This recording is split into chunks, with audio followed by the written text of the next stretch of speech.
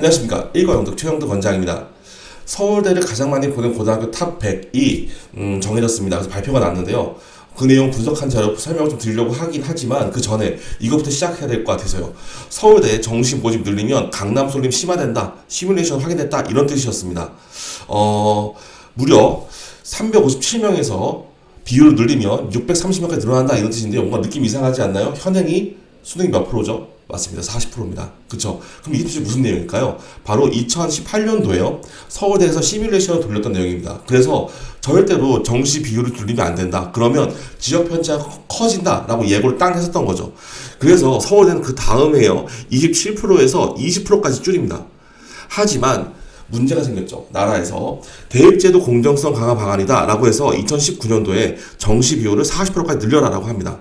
자, 서울대가 걱정했던 내용이 현실화되는 상황이 돼버렸던 거죠. 어떻게 보이는지 진행해볼까요? 자, 2021년도부터요, 정시 비율을 22%에서 32%, 40%로 10%씩 늘립니다. 보여주는 건 10%씩 늘리고요. 실제로 늘리는 비율을 보면은 약 20% 초반대로 늘리게 되는데요. 그러고 보니까 정리가 어떻게 되는지 이렇게 되죠. 자, 수시는요, 그 이후에도 계속 꾸준히 서울시 친구들이 30% 정도만 비율을 차지하고 있지만, 이 부분이 늘어난다라고 하는 순간, 서울시 친구들은요, 재빠르게 전략을 변합니다. 그러고 어떻게 해요? 열심히 공부해서 수능 정시 비율의 45%, 46%, 49%를 전부 다 계속 가져가죠. 그러면 다른 지역들은 어떻게 변했나 궁금하잖아요. 그래서 자료 좀 가져와 봤습니다. 그랬더니 결과가 이렇게 나와요. 자, 이 부분을 만약에 서울대에서 분석한 자료 비교해 보니까 이런 거네요. 서울대는요, 340명 정도에서 680명 정도 늘어나는 게 50%까지 확대될 경우라고 생각했었는데요. 실제로 40%만 확대됐음에도 불구하고 그것보다 훨씬 큰 숫자가 서울대에서 나온 겁니다. 한마디로 수능이 중요해라고 하면 서울은 신이 나는 거죠. 우리가 데이터화하는 것보다 더 많은 잠재력으로 수능에 올인을 하는 거죠. 그 결과 이런 식으로 증가한 겁니다. 그래프를 그려보니까요. 내용 보시면서 점점점으로 나와 있는 게 실제로 서울대에서 비율을 다음에 증가하는 추세라면요.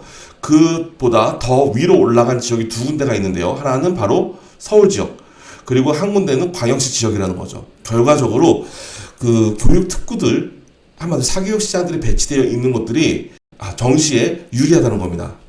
그래서 이런 결과가 보이게 되네요. 그쵸? 우리가 인구수를 생각해보면요. 학생 수로, 약 6분의 1분이 안 되는 인원이 서울대 정시의 절반을 가져간다는 겁니다. 엄청난 차이인 거죠. 그 결과, 우리가 이번 서울대 탑 100에서 서울시, 대구, 경기, 충남, 경기에 일반 고등학교에 탑으로 올라온 학교들 좀 정리해보니까요. 재밌는 모습을 볼 수 있는데요.